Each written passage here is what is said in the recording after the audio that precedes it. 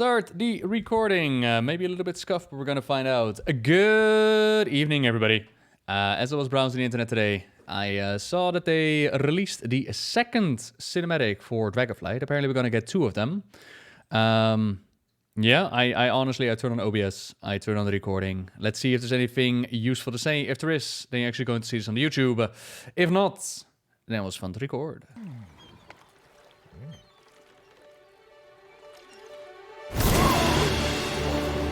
Oh, wow! Wait, what? What in the dragon riding stuff is happening right now? What?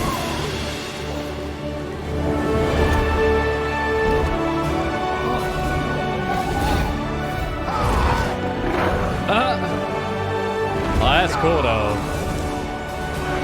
By the way, we have dragon riding and Dragonflight. Come play our game.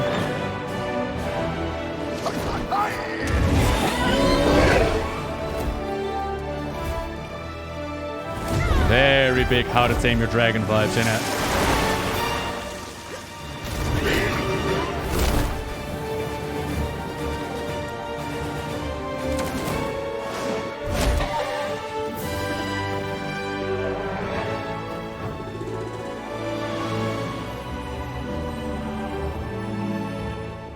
Ooh. That's gorgeous. That's the collector's mount, right? Uh-oh. Razagef on the move. Run away. Oh, we are totally getting a Spinal Deathwing. Oh, I just realized blue and red, by the way. Alliance and Horde, of course. Oh, that's...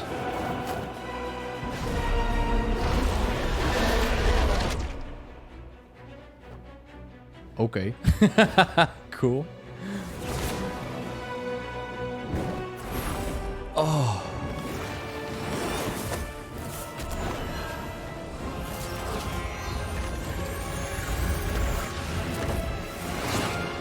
Wow.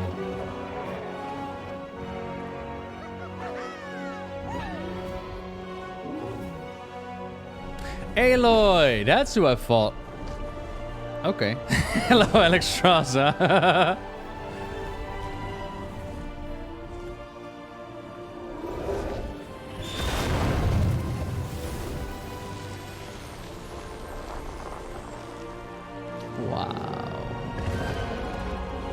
Don't call the light binder for no reason, huh?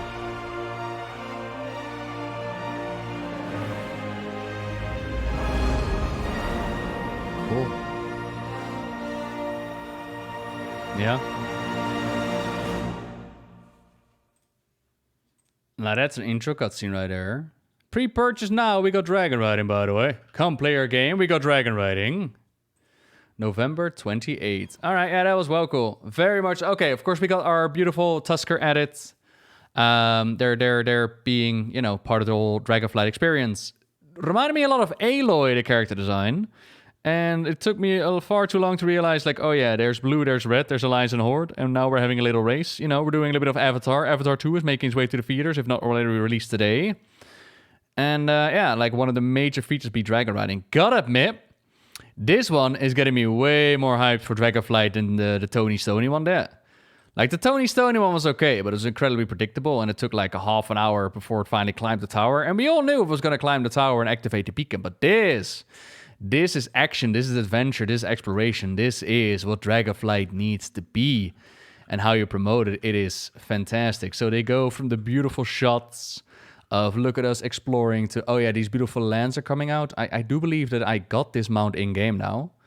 Although I'm pretty sure mine in-game mount does not look this great. And then here, there is a Razagef. I'm pretty sure this is supposed to be a Razagef. Or at the very least, the Storm Dragons, the Primalist, a very big threat that we are going to be dealing with in Dragonflight. As far as I'm aware, the Dracthyr have been added today, as it is Tuesday, to the American side of things. Although...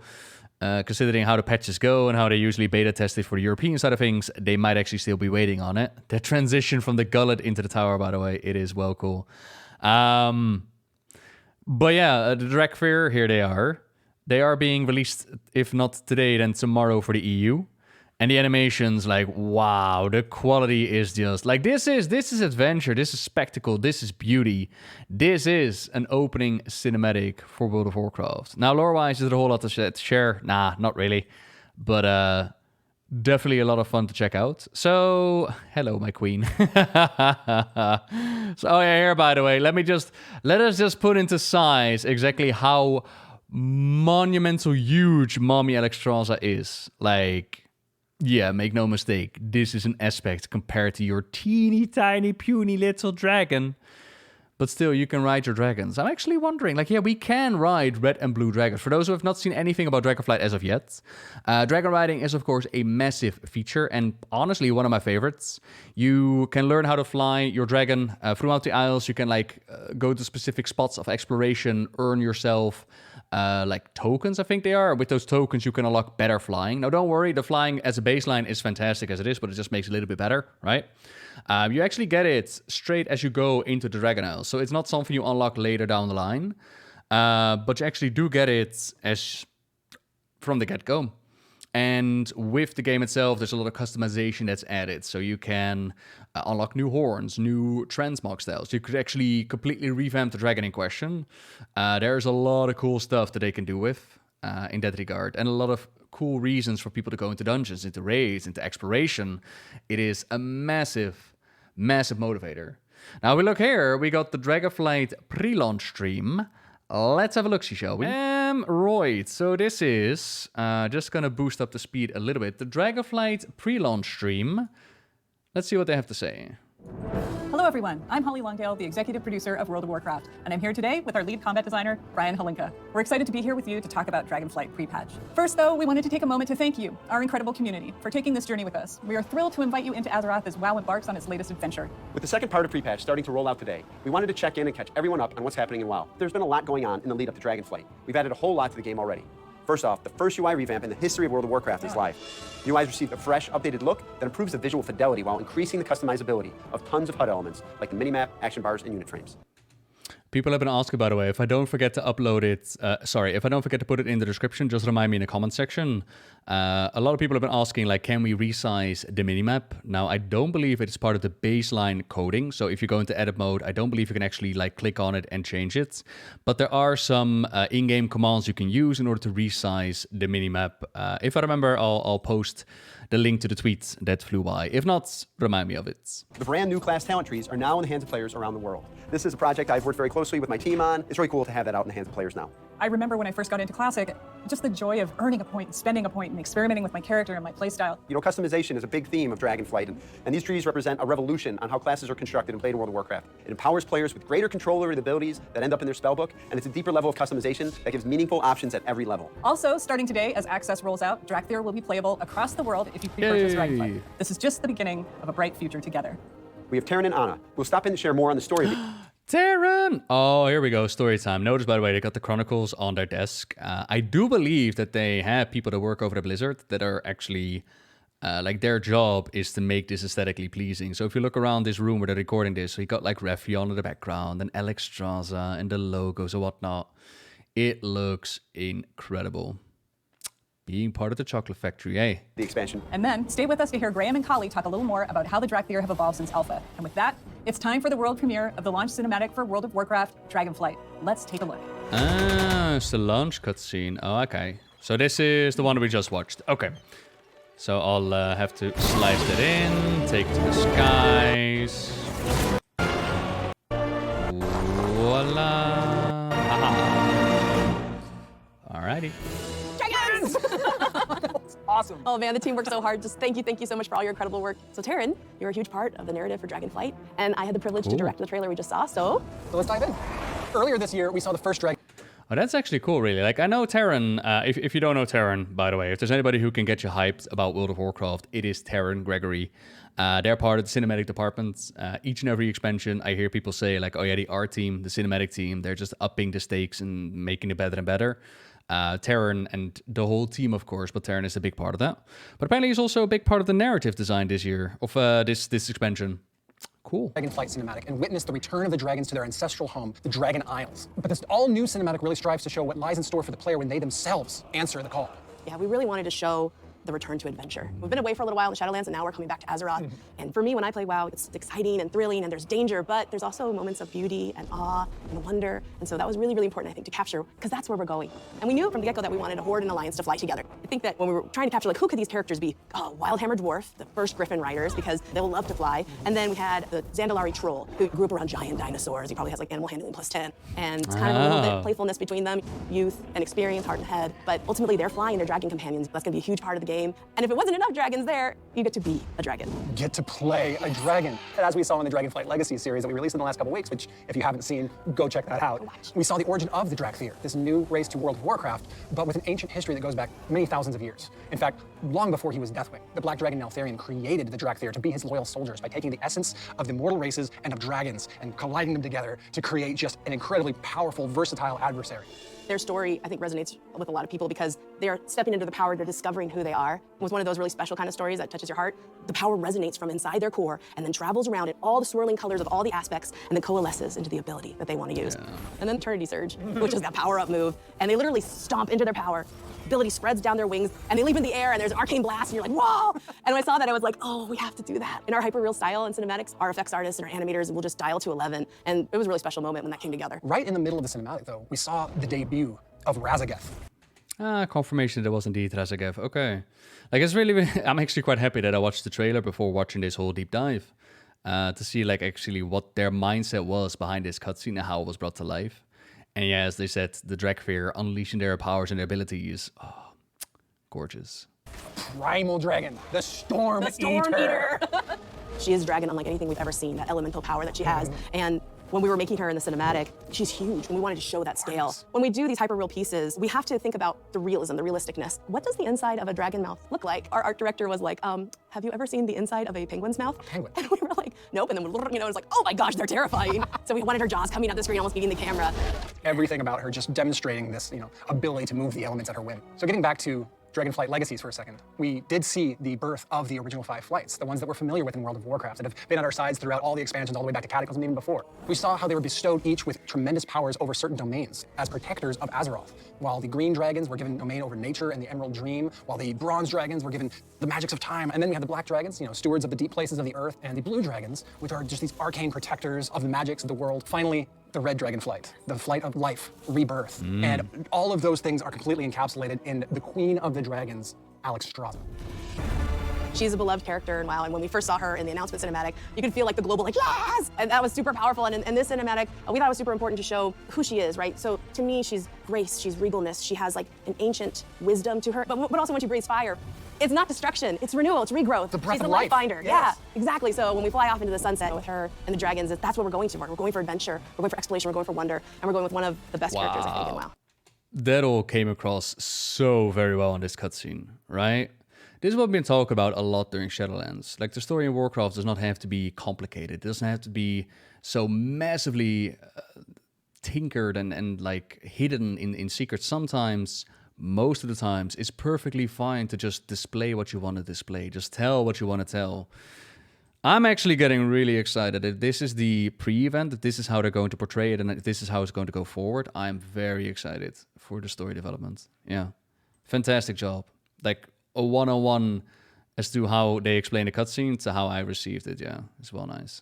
And those are really some of the core themes of Dragonflight: renewal, rebirth. What are our legacies? What do they mean? All of these things are coming to bear in the story of Dragonflight. And we'll get to adventure with Alexstrasza, right? We get to talk to her, we get to be there with her. Also with Rathian, Kalikos, Nosnormu, all of these legendary dragons we'll meet and interact with throughout our adventures on the Dragon Isles. And it's just shaping up to be an experience we can't wait for everyone to try out. I love all those characters, so just like, it's gonna be fun. Let's talk about favorite shot. Okay. What's your favorite shot in the show? I'll On tell 3? you, I'll tell you. All Yeah, right, yeah. 1, 2, 3. Tuskar in a boat. They have little baby Tuskars too. They're so cute. So yeah, fan favorite. Yes. Okay. With all this talk about dragons, Dragons, now though. is the time for the players to jump in, create their own legacy, and make their very own Dracthyr. Graham and Collie are up next to teach you exactly how to be the best Dracthyr you can be. Stay tuned. You have awakened to By the way, very cool that they're doing a pre-launch stream, like a deep dive into it. Like, of course, it's pre-recorded and whatnot, but it's actually quite nice to see their mindset behind the designs, their mindset behind how the expansion is being portrayed. And considering the differences between how they did the whole announcement portrayal, where there were a couple of things that already didn't make it into Dragonflight itself. For example, they were talking about, as we go to the Dragon Isles, we're going to be on like boats and Horde Lines are going to be able to fight each other. That already didn't make it in. But it's nice to see like these updates. And obviously, as the game is developed, things are going to change. And it's good to see their development mindset, I should say. Communication, yeah. Face a shattered past and an uncertain future. Yet the threads of fate weave a new path. Today, we fight for each other. For all Dracthyr. By wing or by talon, we will see it done. Show no mercy to these aberrations.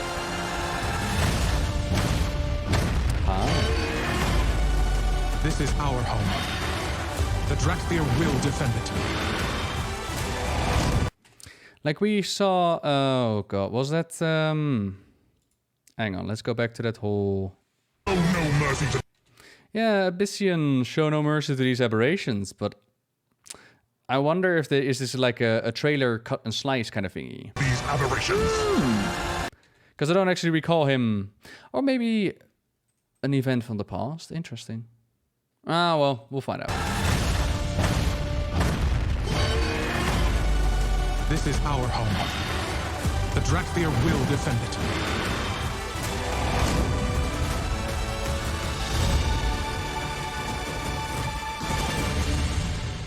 That was amazing. That was awesome. I love seeing those. It makes me so excited for folks to finally be able to get in there and make their Dracthyr Evoker. There are just so many options you have for both your Dracthyr form and your Visage form. I love that we like started with a lot of options, and then players were like, hey, can we get some more in the alpha? And we're like, okay, have a bunch more. So many. I have a hard time choosing my favorite. But can we make bulky Dracthyr, please? When will we make the thick, bulky Dracthyr, yeah? I don't mind doing massive achievements in order to unlock that. Just want to be a big, bulky, scaly. Can we? Do you have a favorite? I do. It's the spikes. The fact that I can add spikes to my arms, to my legs, my chest. There's one ear customization I always choose. It's the notched option with the little, That's a very good with the one. little wingy ears. Yeah. I think it's a top-notch customization. Okay. But there's also the really pretty scale colors that we've added because we have yeah. that deep vibrant blue and the deep vibrant red. The blue especially. I think that's what I start with whenever I'm making a Dracthyr. I'm really excited to customize my Visage form also. Absolutely. Dragons have a mortal form that they've been able to take. We thought it would be cool for Dracthyr to have the same. I really love how much self-expression it gives players. I like to make mine match whatever build I'm playing. So if I'm playing a new range specialization, Devastation, I'll either go with a red theme or a blue theme, depending on the build I'm doing. That's really cool. Okay, so if I'm playing Preservation, or Healer specialization, interesting. I'd probably do green scales on my Dracthyr, and then maybe bronze scales on my Visage form. Oh, that's not bad. That's not bad. I like that. Once I'm done customizing, we get to hop in and start playing through the Forbidden Reach, the Dracthyr's starting experience, where you learn what the Dracthyr are about and what it means to be an Evoker. It's one of the things that people really recommend during the Dragonflight beta times as well, which we're probably not going to see implemented, although it could be a cool idea, which is like the whole visage idea. That is something that was explained in more detail. Like visages have been around for quite a while, even though I pronounced it as visage at the beginning. Apparently it's called visages. And that's been around for quite a while. Like they've been able to take on forms of mortal forms in order to communicate, in order to whatever role. Then they did the whole Folks of Fairy Tales deep dive, in which we learn about Chromie and their journey to pick their visage or visage. And what one of the suggestions was instead of just going to the barbershop, is to actually have a similar quest line, a similar journey as Chromie had. So you go around, ask the dragons, like, hey, what is your visage? What is your mindset behind it? And then based upon a similar quest line like that, to then make your choices for the customization and whatnot. But that's been, that was beta feedback, I wonder. Would still be cool. Going to be able to try out all the new abilities that really make you feel like a dragon. Yeah. I'm really excited for Soar, the Dracthyr's new racial ability, our new in-air locomotion system that lets you launch yourself up into the air and glide and dive around the Forbidden Reach and all the Dragon Isles. We love Soar. Yes. Wanted it from day one, and players said, well, I want to do it a lot more. Yes. I want to go faster, fly higher. So now, when you're in the Dragon Isles, progressing your Dragon Riding skill tree, which also upgrades your Dragon Riding Drake's capabilities. Excellent. It'll also buff Soar, make it go faster and have a shorter cooldown while you're in the Dragon Isles. That was one of the things I talked about earlier. Like throughout the Isles, I don't know if there's going to be other methods of getting this. But throughout the Isles, from time to time, your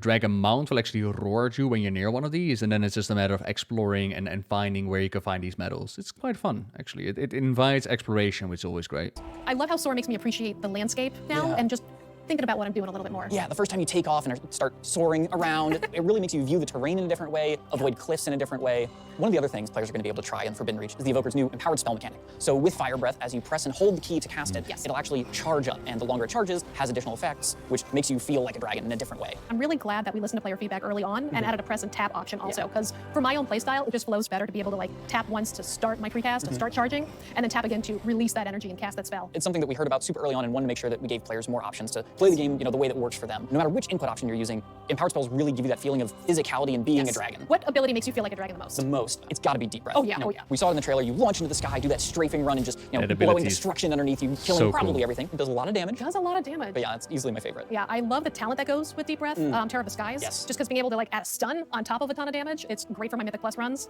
So we have Deep Breath on the Devastation side. On the Preservation side, we have Dreamflight. That Emerald Dream energy flowing out of you, it's a lot more serene than Deep Breath, but still really powerful. And what I like about both of them is how they both make you feel very mobile, right? That sense of flight as you're in combat was super important for us. One of my favorite ones is Rescue. Oh yeah. The ability to be able to pick up an ally who maybe is standing in fire and possibly place them somewhere safe. I don't know. You can place them wherever you want. You do go with them, but I think you'll quickly learn who your friends are when they're using Rescue.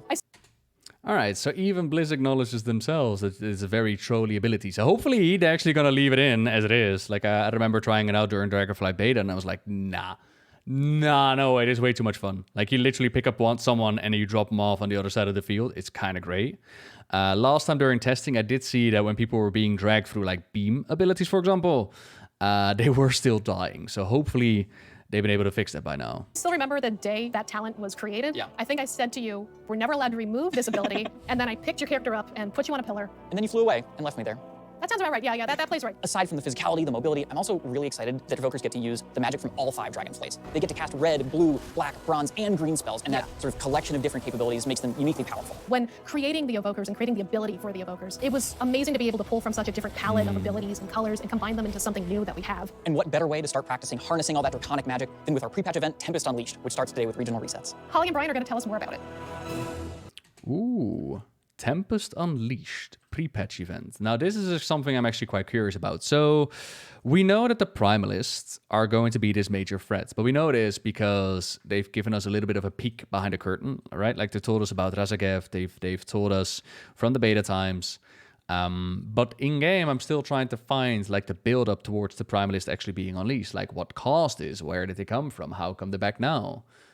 Maybe this event is actually going to explain it. Let's find out, shall we? As pre-patch rolls out, it's not only the Dracthyr that are on the move. Other forces are stirring too. Primal storms are erupting throughout Azeroth as the presence of the Primalist forces begin to take hold. Earth, ice, fire, and wind, and they appear in iconic locations across Azeroth, bringing elemental-infused enemies with them. Defeating these enemies gives you an opportunity to summon an imposing boss elemental who offers a weekly reward to everyone who defeats them. It's a great way to gear up your characters to be ready to jump right into the new expansion. Also available with the pre-patch is a return to the Alderaan dungeon. This updated version of the classic dungeon tells a new story while preserving the feel of the original. It's now available at level 60 on normal difficulty, and it offers unique loot that is only available during this limited time. Thank you so much for joining us. Cool. We hope you enjoy the pre-patch event. We can't wait to see you on November 28th, where we'll uncover the secrets of the Dragon Isles together. It's going to be an excellent adventure. Before we go, though, let's roll that beautiful cinematic one more time. And we'll see you in Azeroth. Cinematic one more time, please. Oh. All right, so that's kind of cool. Okay, so no, maybe not entirely unsurprising, but no major spoilers as to what the story is going to be in the pre-patch. That is, of course, assuming that there is going to be a storyline. You'd imagine that at some point they're going to explain, like, oh yeah, the Primalist and then the whole threat that we're dealing with the Dragon Isles, that is because of this and this. Like, that is the reason why the elements are stirring, why this stuff is happening. But I imagine that's still very much to be revealed. Yeah, like this cutscene, it's such a breath of fresh air, and sorry, not even a breath of fresh air. It's just such a contrast towards the first one that they gave us. I'm very, very happy with this. The presentation looks cool. If we look at the features that they're talking about, like, of course it's the pre-patch thing. The invasions, yeah, I mean, it's kind of cool. Like, it gives something to do. But I think the main thing that everybody's going to bite the teeth in is leveling up these Dracthyr.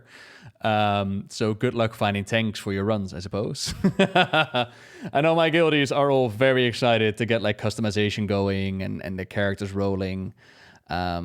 Myself included. Like, I'm going to be a very beautiful, bold, somewhat of a dragon. It's going to be great. I don't know if it's going to be my main character into Dragonflight or if I'm going to stick with the Paladin. Either way, we're going to be prepared as we go in. And I kind of want to finish off this reaction as this is going to go up on the YouTube, I suppose. Like, I've been jammering away for quite a while now. But let me just finish it off with the one question that people always ask me during streams, especially when it comes to Dragonflight and World of Warcraft in general, which is the question, is this worth coming back for? And my answer to this is that nobody can give you a solid answer to that besides yourself. Like, you are the one who can look into your wallet, into your time, into what you're looking for. And for me personally, I'm very excited to dive into Dragonflight for the leveling, for the starting experience, to go through the zones, to get that first engagement, right? I'll get my month of entertainment out of it, which for a video game at the price that they're going for, I'm quite happy with. Like, if I get a month of enjoyment out of Dragonflight, that would be great. Beyond that, nobody can tell. From what I've seen so far with the features, it's very light at launch, but at the very least, there are no borrowed power systems. They stripped away a lot of the things that push people away in Battle for Azeroth and in Shadowlands. The story-wise and the design and where we're going to is very back to what we know. It's very back to Azeroth. It's very back to the adventure. And time is going to tell. I would say that Dragonflight has the potential to be a fantastic expansion. Will it blow anybody's socks off at launch? I don't think so.